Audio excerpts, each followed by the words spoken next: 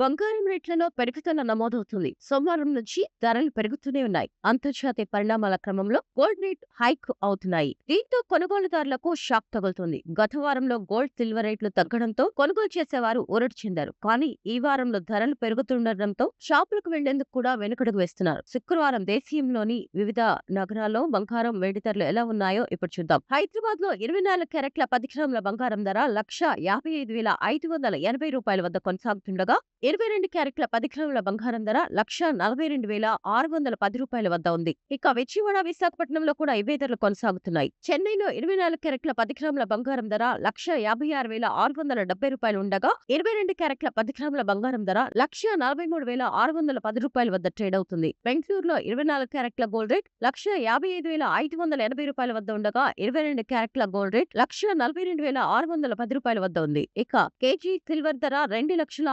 2,69,900 వద్ద కొనసాగుతోంది.